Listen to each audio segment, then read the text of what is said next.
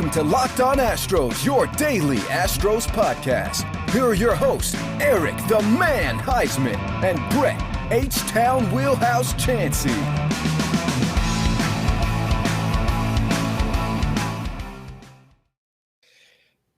We are Locked On Houston Astros, and we hope that you join us for a daily Locked On Astros podcast. My name is Eric Heisman. You find me on Twitter at Eric Talks Stros. Find the show at Locked On Astros.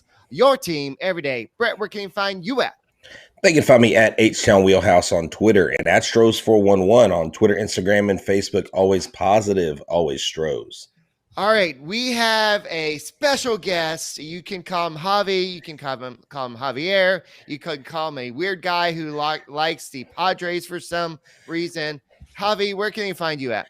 You can find me at Javapeno, which if you guys are watching the video, you could see it down below. It's so cool. Look at the whole setup. This is great. And also you could find me at LO_Padres on Twitter for the show account, where there's all sorts of great memes on there too. Just ask anybody. Some of the best memes.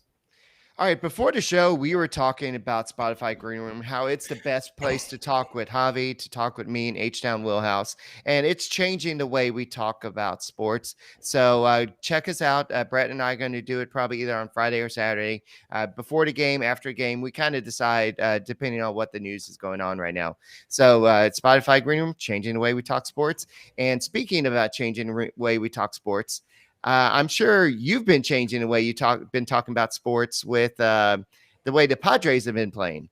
What's up, dude? Last time we talked, the Padres were at the top of the world. I mean, you had the three kings in the NL West, and now what's up? Three kings of the NL West. Look, man, it's a good point. Look, it's basically nearly everything with the Padres right now, right? And you just yesterday. Or 2 days ago now, when people are listening to this and watching this, that the Yu Darvish just came back from it's the second start off the IL, and then he just gets absolutely toasted. 2 2/3 innings only. Man, it's basically a lot of stuff both caught up to them, and then a lot of guys just. I know it sounds a little bit of a casual, but like the guys are just underperforming. It's as simple as that. With the exception of kind of your core players that everybody knows about, right? Jay Cronenworth's been good. You know, Tatis obviously has been good, although injured ever since the July 30th trade deadline. He only just came back recently, and he's playing the outfield now, which is weird. I'm still adjusting to that. And then you have, that's kind of Trent Grisham's been fine. And then Will Myers, for some reason, is actually been since July 30th one of their best batters, at least. Not the best defender in the world, but he's like kind of their only good batter. His WRC plus is like 130, which is for Will Myers standards. And it's so wild to consider that. It's guys like Tommy Pham and Adam Frazier, man. I mean, those guys, I've made fun of them on Twitter a couple times. I don't mean it personally, but like Adam Frazier, go look up his splits. I actually don't even want to look at it again, because I've looked at it every episode to update people and be like, this is how bad he's been for the Padres as opposed to the Pirates. I know that he was potentially a regression candidate, but it's like he took it. I've been making this joke for a while, but it's like he took it personally that the Padres traded for him. He's like, excuse me? No. How dare you believe in me? I'm going to be awful now, to the point where I'm losing at bats to Hassan Kim and Jerickson Profar. No offense to those guys, but in theory, as a bat, Adam Frazier should be playing like every single day, and that just hasn't happened. Now, I can't remember the guy's name, but there was a relief pitcher that came in, and his first, I guess, major league at bat came from AAA, came from the Pausa Chihuahuas. I saw him pitch, I think the week before, in Sugarland. And then he's up in San Diego, and what does he do? He hits a grand slam. And I was like, Marina. Yes. And but what's funny was when I was in the press box when he hit that home run, and all the guys were like, yo, that's Daniel. And like all the Padres, I've gotten to know some of their, some of the Padres player development guys. And I'm always asking them about their players. Hey, what about this guy? How's this guy working out? And it's really interesting to talk to him. They were just so stoked. They were like, he is one of the coolest guys. Like he's one of the neatest guys in the clubhouse. Couldn't have happened to a better guy. So they have like Camarino or like Slamarino or something. Slamarina. So, yeah, there you go. Don Orsillo called it first. And I will say that's been one positive is the Padres broadcast crew with Don Orsillo, Mark Grant. They've been killing it, and they're trying. you can tell that every single time they get like and here comes the Padres. Like he's like trying to get everybody back into it. But for the most part, it's been, I mean, the Daniel Camarena, Slammarena, whatever you want to call it moment was kind of one of the last really exciting moments of the Padres season where they were on a roll. You hit that off of Max Scherzer, who's now in the Dodgers. It was just, the vibes were good. Yes, they were a little bit inconsistent. You wish that they'd beaten the Rockies a couple more times, but heading to the All-Star break, you're like, it's all good. We're fine. We have, multiple All-Stars, more than most teams in all of baseball.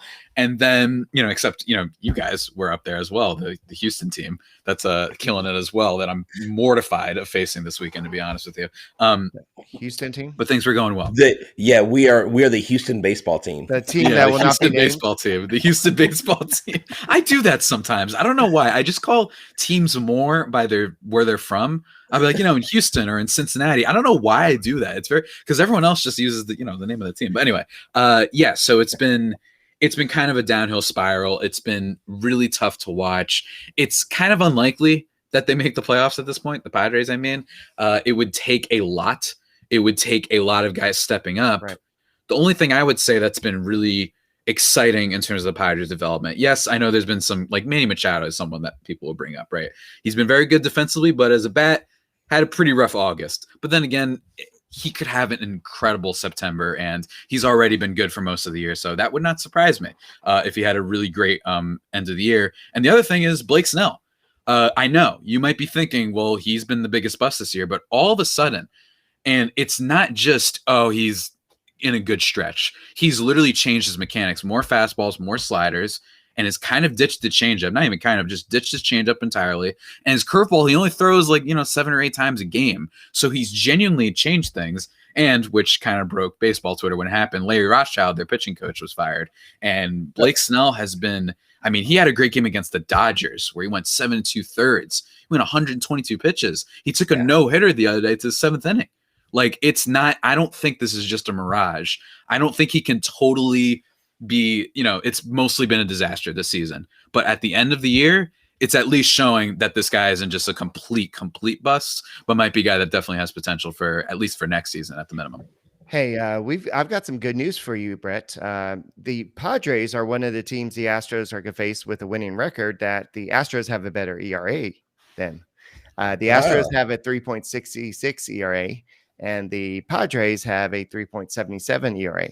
I believe I'll have to do a lot of recall, but I believe last time we talked, it was a lot different. Yeah, it was kind of pitching versus offense. Yes. Last time it was very much like the Padres were, you had your usual suspects. It was Manny, or not even, I don't even think Manny had started heating up yet. It was Tatis and Cronenworth and probably Trent Grisham around that time and a couple other guys. But otherwise, the offense was not scoring with runners on base and all that. And their pitching was just completely lights out. I mean, Darvish, Musgrove. Oh, yeah. Not necessarily Blake Snell, but then every other guy. Ryan Weathers, I'm pretty sure, back before he became the worst pitcher in baseball, was really good against the Astros. And then that series was also I hold it deep in my heart. Don't worry, I'm not going down no Houston trashing situation, but just because I was in DC with my friends.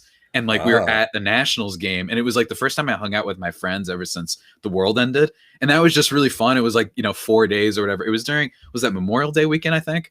And it was a lot of fun. And then we're at the Nationals game, and I have the game on my phone. They're losing, and then you have the Tatis home run. So it was just fun to share that moment with my friends while being out at the same time and all that stuff. So we're bringing up that look back at that game. Look, I got to do what I got to do, man. Bringing up that game. Come on. It's the last time I was happy. Where's this exit? All right. Hey, but you know what? Might go the other way I this weekend. was gonna give you a Belt Bar, but I don't know if I want to give you a Belt Bar anymore. You might as well just go and tell us about that Belt Bar, Javier. You know what? I will do just that. Just like that lovely Tatis, game time home run. You know what else is lovely, guys? Built Bars, obviously. They're the best protein bars in all the lands. And not just here, not just in Houston, not just San Diego, but all the land. And why? They're soft and easy to chew, covered in 100% chocolate. And what I love about them the most is that so many different flavors. They've got new ones popping up every now and then. They've got new puff things. They've got cherry, they've got coconut, strawberry cheesecake, they've got grasshopper cookie, all different flavors, and they all taste very good. Trust me. Ask Brett or Eric. I always am spamming the chat, just begging for more Built Bars, basically. But on top of that, like I said, they are protein bars, which means they are healthy for you. 17 to 18 grams of protein, calories ranging from 130 to 180, only 4 to 5 grams of sugar, and only 4 to 5 grams net carbs. Amazing flavors, all tasty, all healthy.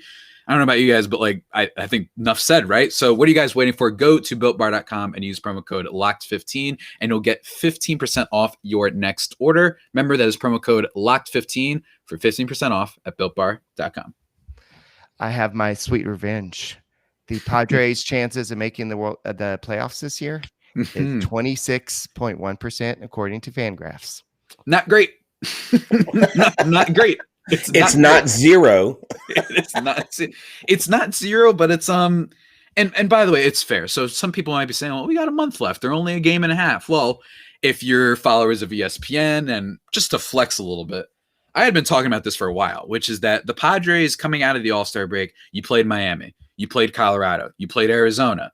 Everyone says, well, what's the big deal? But then they lost all those games. And basically, with the exception of that light schedule there, they have the second hardest schedule, or like one of the hardest schedules in all of baseball for the end of it. Right. And then the Reds have one of the easiest schedules for the rest of the way. The Padres are playing the Astros, who are one of, at minimum, the 5 best teams in all of baseball. They cannot stop hitting. Jordan. Wait, what did you say? Mr. I didn't say anything. 5 worst teams in baseball is what I said. No, Jordan is just an absolute barrels machine. I mean, he is so good.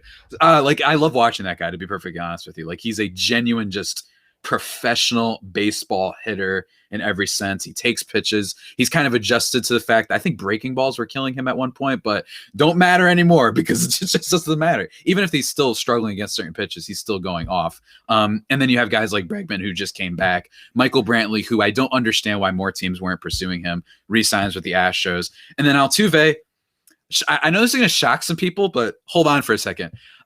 Some 2020 stats were a little fluky. Jose Altuve is probably arguably like exhibit A, like agent 0, whatever it's called when it comes to that, because he's been the best second baseman basically in all of baseball from the last time I checked. So Altuve's back. You got Correa, my favorite Astro, because he's Puerto Rican, and it's just terrifying. And with, Jake Arrieta starting Friday's game, I think he's a bit of a jerk too. And on top of that, he is one of the worst starters in baseball. The Padres seem to be very hell-bent on having a lot of starters who are really, really bad, with Ryan Weathers and, in fairness, Ryan Weathers rookie wall, I guess you could say. But then Jake Arrieta, it's like, man, if the Padres signing Jake Arrieta doesn't encapsulate their pitching problems entirely, like, that's a good microcosm for it. I don't know what does. So one of the things right here, Mr. Crone is one of our regulars, because I'm scared to face Arrieta and Paddock because we tend to do bad things with guys with high ERAs. And that's what's been interesting about this team, Javi, is we will take a pitcher that is a rookie that has a high ERA, and he will come out of there looking like Cy Young or Randy Johnson. And we had this interesting, like, okay, against bad teams, we played bad.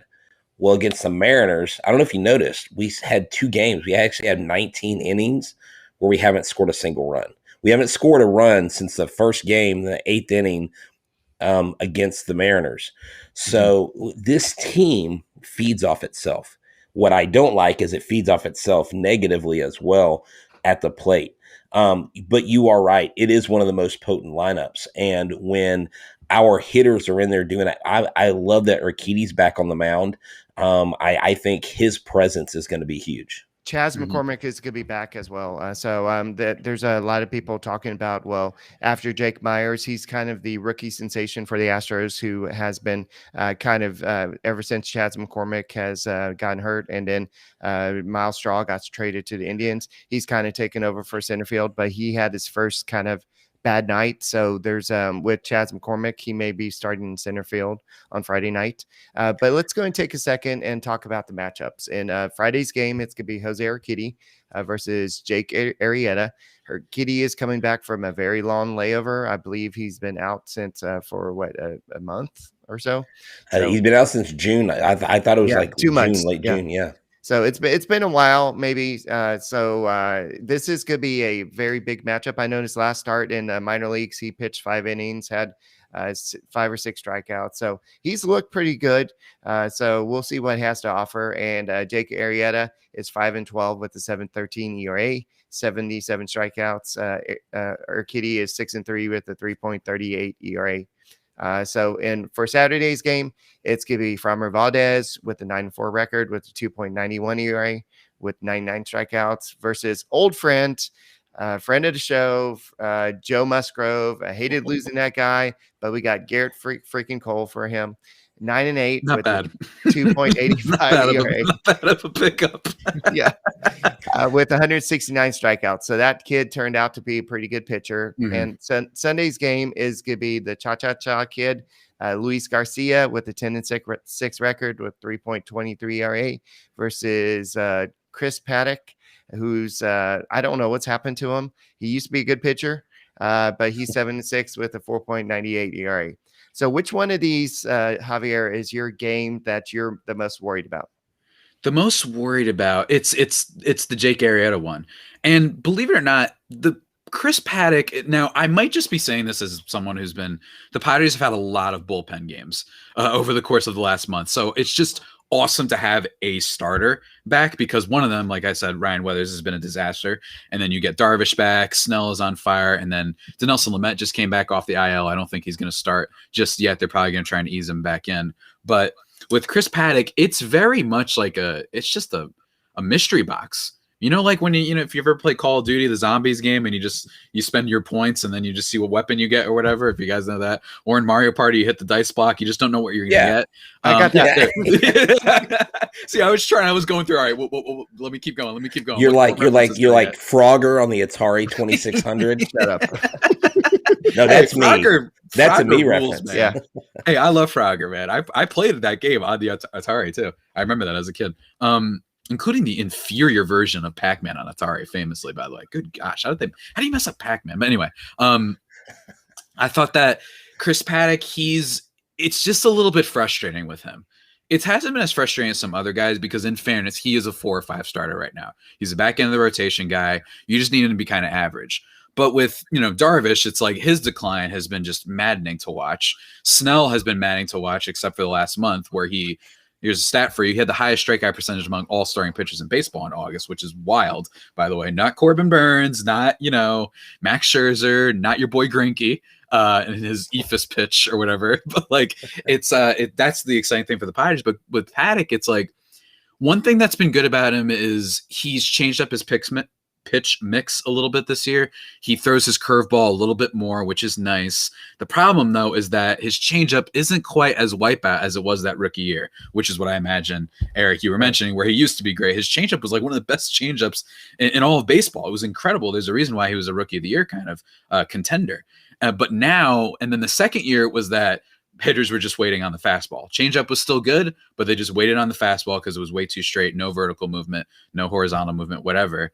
And then now the problem is that, all right, he started adding a third pitch, but now his fastball and changeup are a little average. You know what I mean? So there's talent there, but I don't know exactly what his ceiling is anymore. And people would have told you it was, up to another planet, after his rookie year. But right now he's very hit or miss. I could see, like you guys said, where it's a high ERA guy. He goes in there and shuts down the Astros, or I could see a 3-inning, like 6-run type of performance. It's very hit or miss with him. Yeah, so it's kind of like he kind of reminds us of early season Jake Odorizzi, where he just wasn't performing well. But recently, we can bet on Odorizzi just because he's been playing a little bit better. So tell us a little bit about Bet Online, Brett. Okay, yes, it is that time of year when all eyes are turning to football. Well, in Houston, maybe not, but it's time for the gridiron to start football season. As always, BetOnline is your number one sport for all the pro and college football action this season. And I don't know if you've heard, U of H is about to make a jump to the Big 12. Things are changing, so football is in season. Get all the updated odds, props, and contests, including online's biggest $500,000 NFL mega contest and the world's largest $200,000 $100,000 NFL Survivor contest open now at BetOnline. Head to the website and use your mobile device and sign up today to receive your 100% welcome bonus. Whatever you deposit, they give you 100% of that on top of your deposit. Be sure to take advantage of the opening day super promo. Make a bet on the Thursday, September 9th season opener between the GOAT, Super Bowl champion Buccaneers, Tom Brady, and the Dallas Cowboys. And if you lose, your wager will be refunded up to $25 for new customers only when signing up using the promo code NFL100. BetOnline is the fastest and easiest way to bet on all your favorite sports, from football, basketball, baseball, boxing, and right to your favorite Vegas casino games. Don't wait and take advantage of all the great offers available for the 2021 season. BetOnline, your online sportsbook experts. Promo code Locked On. Hey guys, you don't want to miss a single pitch this weekend when Astros crush Javi's dreams and just sweep. So Wow. you Uncalled for. you need DirecTV. So Brett, how can they get DirecTV? So does this sound familiar? The Padres take on the Astros. No, I'm joking. You've got one device, and that's the catch. And you want to get all the games live, but like all your favorite shows are in different places. So you have a mobile device here. You've got a computer there. You've got your best friends, girlfriends, cousins, roommates, brothers, uncles, password, because he's got all the good stuff. Well, no longer do you have to do that. Get your TV together, all right? It's called DirecTV Stream, and it brings you live TV and on-demand favorites together like never before. So you can watch your favorite sports, movies, and shows all in one place. Even if you like The Bachelorette, you can watch that. That means no more juggling remotes. No need to buy another device ever again. And the best part, there's no annual contract. That's right. So get rid of the clutter and the confusion and get your TV together with DirecTV Stream. You can learn more at directtv.com. That's directtv.com. Compatible devices required. Content varies by package. All right. So I know, Javi, you know that Marvin Gonzalez used to play for the Astros. He was on the 2017 roster that won the World Series. He was actually signed to a minor league deal. He was released by the Red Sox, so the Astros picked him up. And the players on the team, your boy Carlos Correa was one of the guys who actually pushed for him to return back home. But he actually played his first game with the Sugarland Skeeters. That's the AAA affiliate with the Astros. So he played his first game today. It didn't go so well, but he was really glad to be back home. And this is what he had to say. He said, "I'm gonna be back with the team really soon. It's unbelievable, not just for me, but for my family. My wife is really happy. This is where everything started for me." So do you see somebody who's struggled really all season with the Red Sox? The Red Sox cut him. Do you see a guy like this catching on with a team that's as stacked as the Astros? I mean, maybe. I don't know. It could happen. I mean, I think that just in general, there's just been a lot of, this is going to sound so like brown nosing, but like, I actually don't think enough people have talked about just how kind of well organized and how well coached and how well played the Astros have been this year. I mean, keep in mind that this is a team heading into the year, not only with all the offseason stuff, but more importantly is that they basically, a lot of people are like, you just have Zach Greinke. And I thought there was a little bit of potential sleeper stuff on that team, but like a lot of people were like, they don't have starting pitching. And now it's like, I mean, are we sure? Because and also it might not even matter with the way that they're swinging the bats, right? So like they've just played so well. And like I said before about Altuve, that it showed that 2020 was such a fluke in terms of certain guys underperforming and whatnot. Bregman had a little bit of an off year, I think, too. He's been hurt this year, but he's still very good and terrifies me as well. But I don't know. I could see him succeeding. And let me tell you, Mr.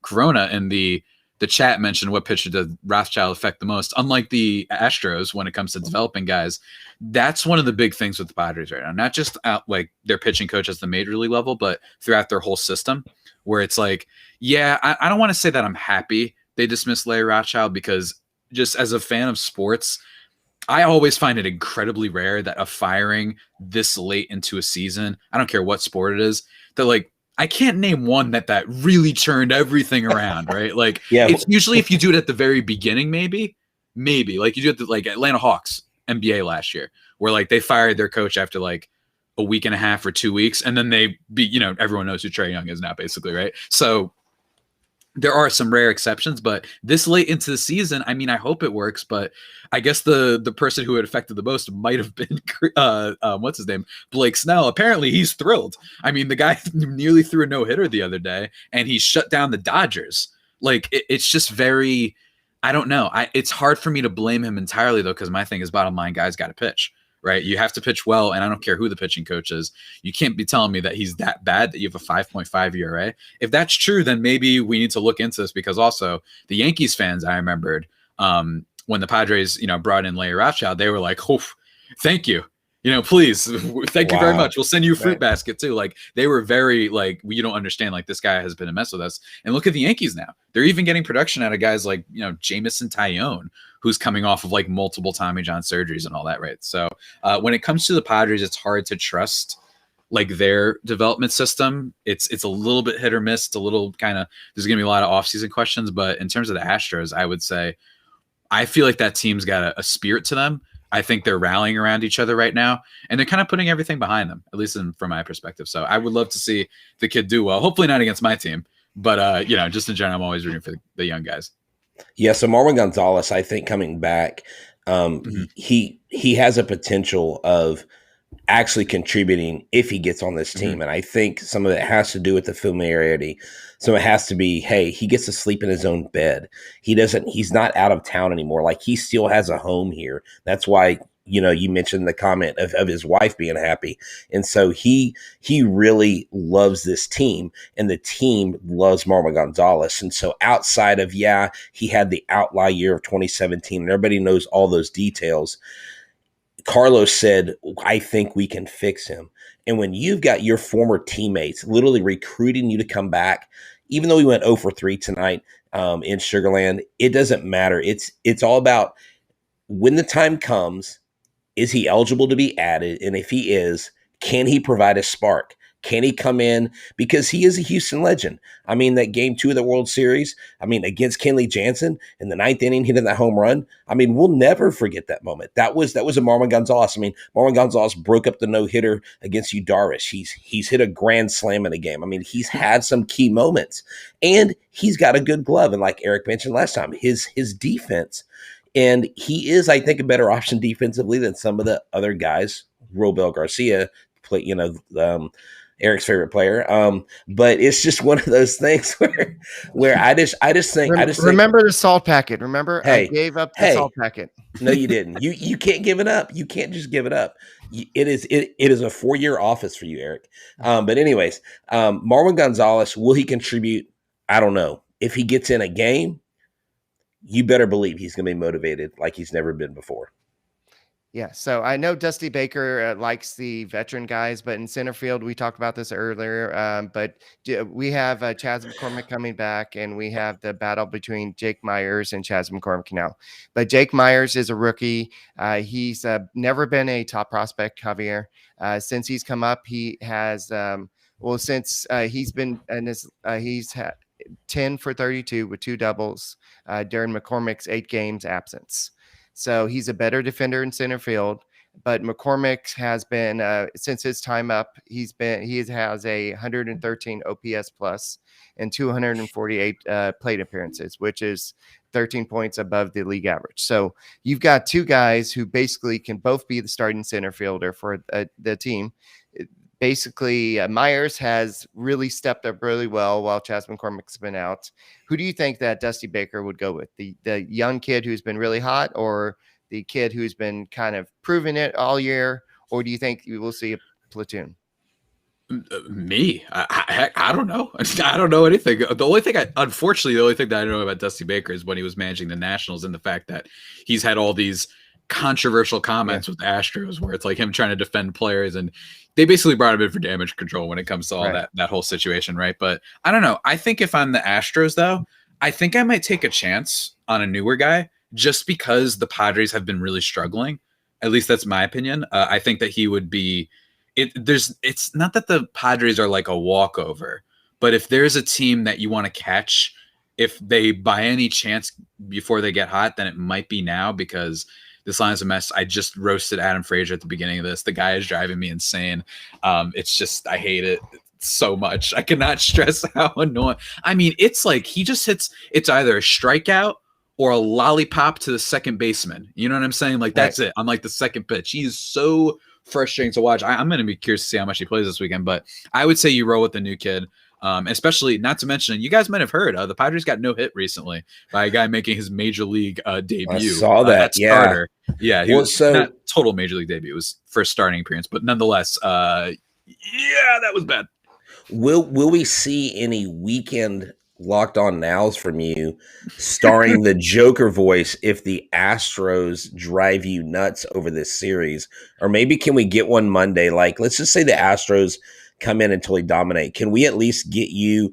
I think it'd be kind of therapeutic for you because I love your Joker voice. It is outstanding. I showed it to my wife and she's like, wow, that guy sounds just like the Joker. And don't forget, you can do YouTube Shorts as well. Look, maybe I should bring out the Joker. I will say the Joker was at first reserved for Blake Snell, just because we trade all this stuff for him, and for us to get killed by Colorado just drives me insane. And then just, getting swept by Arizona, and then losing 3 out of 4 and then getting no hit. In fairness, if the Padres would get swept by the Astros, like I said, they're a really great team, so it wouldn't drive me mad. You know what I mean? I think in general, it's possible that the madness is already, maybe it's become me and I don't even realize it. You know what I mean? Maybe it's not as obvious anymore. That might be one of the problems. Maybe I truly am becoming like, why are you so serious? I look in the mirror every night and I flicker for a second. It's like, in like the first Spider-Man movie when he's talking to himself in the mirror, but it's really literally him. But to him, he's actually talking to another person. Maybe that's what's been happening with me. We're like, after the Padres lose the game the other day against, who the heck did we just play? Arizona by a lot after the Darvish start. Maybe I didn't realize when I went to bed there was an alter ego that I think is someone separate, but it's actually just me. So maybe it's starting to really take over and become a split personality thing. I don't know. It's kind of scary to think about. Hey, I meant to bring this up on podcast yesterday. I actually have a suspicion. I know where Justin Verlander is going next year. He just bought a mansion in Miami. Really? A beachfront a mansion in Miami. Tampa? No, Miami. But could he play for Tampa? No, I mean, I'm just joking around. I mean, he has the money to buy a house wherever the freak he wants to buy a house. That is true. So why? I don't know why I took that so like. I was like, oh, look, what could this mean? Hot stove. He was like, Javi's like Atlanta. Yeah, I actually told Brett earlier. I'm wondering if Javi would actually fall for it. Hey, I would fall for anything at this point. I don't know. I'm a little bit delusional right now, and I'm also, believe it or not, a little bit happier. I did my fantasy football draft the other day, so I'm just kind of like super excited. I know you made fun of Houston, which is, granted, that team is going to be bad. And then the Dallas cow babies, cow girls, cow fakes, the Stephen A thing. How about them Cowboys? Whatever you want to say. Which should be looking forward to them finding a way to be a disaster. But yeah, hey, I think that, one positive note on the Texan season is the Seahawks are coming to Houston. So Russell Wilson is our favorite player in our household. My son and I took him to Jerry World a few years ago to see him. He said, "Dad, can I go?" He's like, "Hey, can we go see him again?" I said, "We will definitely be there, and we will be wearing Seahawks gear." No offense to Texans fans. Understandable. Okay. Alrighty. So let's go and do our series predictions now. I'm going to go ahead and let Brett get started. Then we'll go to Javi, and then I'll finish it up. All right. Predictions for the Astros versus San Diego. And it is a 3-game series. It's not, we don't want to get gypped off with 2 games. I think the Astros take 2 of 3. I think they take the first one, and I think they take the last one. I don't know. I think they have a hard time right now beating a team 3 games in a row. And I'll give San Diego the Saturday game. And I say we come in Sunday and finish it off on a winning note so we can come back and face Seattle and get some sweet revenge against them. So I say 2-3 Astros. They get back on track. Javier? Yeah, I say 2-3 Astros, but I'm actually going to not do the obvious thing. I'm going to say that they actually win on Sunday and they actually lose on Saturday, because the Padres, I don't know what it is, but they're good at avoiding the sweep, but only in the last game. I guess that's just one of their things where they're like, all right, let's just kind of get this one game. You know what I mean? We got to get one game. And, I just really am the only one game that I would, if there's any such thing as comfortably, predict is the Jake Arrieta start. There's potential that Chris Paddock is good, and maybe they win 2 out of 3 against the Astros. You never know, because the Padres definitely need it like a ton. I know the Astros, every team kind of needs it, but the Padres, it's like, I mean, we have the 2 best teams in baseball ahead of us, and we're in a deadlock. We play them 16 out of our last 28 games are against the Dodgers and what are they? The Giants, like 16 of those last 28 games. So they really need some wins. Maybe they'll show up, maybe they won't. But all I know is that Arrieta. Look, I'm not necessarily a betting man, but go check out that over/under and just investigate. You might want to consider maybe just because he's really, really, really, really bad. So that's my full take on that. Okay, the reason I wanted to go last is because I had a feeling y'all would say 2 out of 3, and I'm gonna actually go crazy, and I'm gonna say it's gonna be a sweep. The reason why I By think the Padres. No, by the Astros. And I'm just looking at who's pitching, and it is Jose Urquidy. I know he's coming off the IL, but Framber Valdez and Luis Garcia, these are the Astros' best 3 starters. Outside of Lance McCullers, I know Lance McCullers is technically your ace, but just looking at these guys, and no offense to Joe Musgrove, I just think that the Padres are reeling right now. Yes, the Astros offense is reeling, but I think you're going to see a lot of low-scoring games in this. I think you're going to see a lot of 3-2 games. The Astros bullpen is a lot better than you saw it last time, even though we had the Kendall Graveman game where Abraham Toro came back and crushed our dreams, but we don't talk about that anymore, just like that freaking extra inning game, Javier. But I just think it's going to be a good series, but I hope you do get one game, just so you don't get all disappointed, and your percentage doesn't go down to like 20% or something. So anyway, once again, where can they find you, and where can they find your show on YouTube now? They can find me on Twitter at Javapeno. If you're watching the YouTube, is a cool little thing there that says it. Oh, look at all of us. Look at the blue check marks all the way around. Look at us. So you can find me on there at Javapeno. That's spelled Javiipeno. Give me a follow if you want takes on movies and other stuff, as well as baseball. People really like the baseball tweets that I come up with every now and then. So check me out on there, or at LO_Padres, where all my other memes against the Padres stuff, analysis, live tweets every now and then. I might do that this weekend, especially. So yeah, definitely check that out. And, I write sometimes too, if you guys care about that. So yeah, feel free to follow. And make sure you subscribe to both Locked On Astros and Locked On Padres on YouTube. That's right. Thank you, Eric. I forgot about that part. Yeah, that's fine. Don't forget about the Locked On Bets podcast. I'm sure that they would agree with me, thinking that the Astros are going to take care of business and sweep the Padres. But I may feel generous in this and just go and go for the. You never know. Don't be nice, Eric. Now, I gave it one game not because I was being nice, just because I don't think the Astros are going to win 3 in a row. Yeah, but I'm not being nice. Let's just go finish them and just finish their season. Finish him. Exactly. Honestly, we're in that stumbling phase right now. Yeah. So anyway, don't forget to check out your boy Q and listen what they say and subscribe to them on YouTube. And guys, that's all we got for this edition of Locked On Astros and Locked On Padres podcast. Make sure you tune in next week on YouTube, Odyssey, Apple, wherever you listen your helicopter, baby. Come on, Padres, come through. Make sure you go to subscribe to YouTube, and we'll talk to you next week. Go Stros, go San Diego team, whatever, lose, and we'll talk to you next week. Bye. Go San Diego State, ass.